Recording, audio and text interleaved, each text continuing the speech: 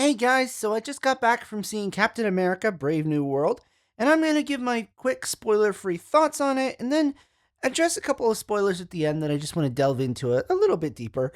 So, Marvel has been floundering lately. I haven't necessarily disliked all of their films since Endgame, like some people. Actually, a few of them I haven't even gotten around to seeing yet. A few of their projects like Love and Thunder, some of the Disney Plus series, I don't know. But the question on everyone's mind that comes with every new Marvel project is, are they improving? Can they get back up? Is this the film that's going to save them?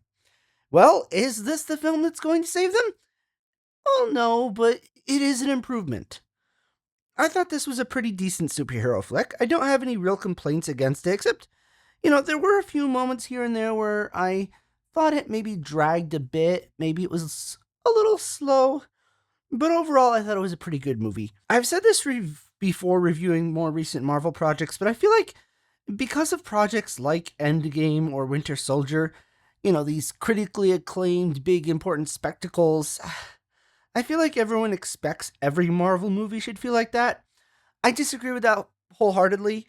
If they were all those big event films, then people would be complaining that there were no smaller stories like this one. You need the smaller stories to lead up to the bigger stories. The important thing is that those smaller stories be of good quality. Not every Marvel project has been lately. This one, like I say, not perfect, but pretty good overall.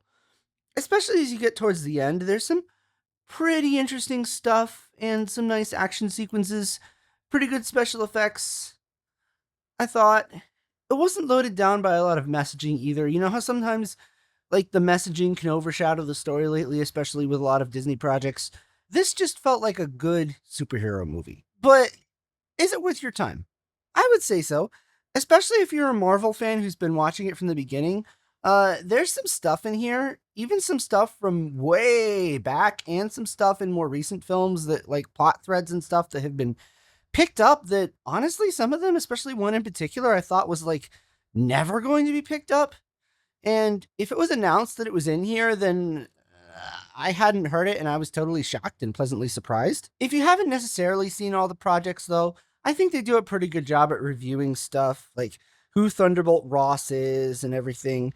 I think it was important to review that because he was like a character who was a major part of the Incredible Hulk from like 2008 and then popped up as a side character in a few projects. So I imagine not all the general public would, and even some fans wouldn't remember who he is. I think it's good we got reminders of who he is, some flashbacks to the Incredible Hulk, which I try to hear some people from time to time claiming that the Edward Norton Incredible Hulk movie isn't canon, which is kind of ridiculous because it gets referenced every once in a while, and man, does it get referenced a lot here.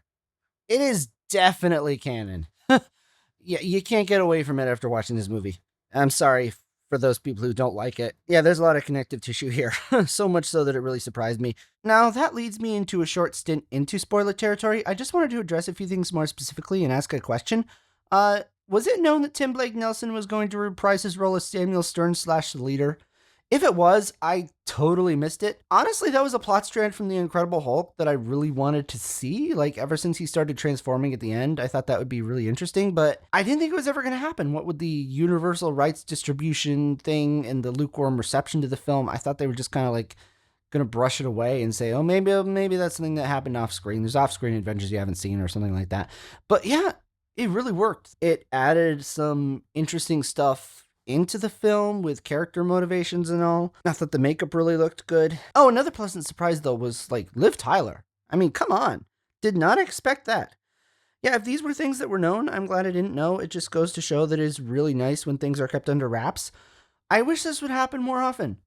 Before this movie, like, I did not watch or read much of anything beyond the trailers, so I didn't watch any breakdowns or anything, and I'm glad I didn't because I didn't know a whole lot. I will say though, I was kind of surprised that the first theatrical film introducing the new Captain America was a Incredible Hulk sequel. I kind of wish there had been a bit of Bruce Banner in the Incredible Hulk sequel. But I'm also glad he wasn't there because that would have just taken away from Captain America's story. So, I liked it though, overall. But what did you guys think? Have you seen it? Are you going to go see it? Let me know in the comments below and I'll talk to you later. Goodbye.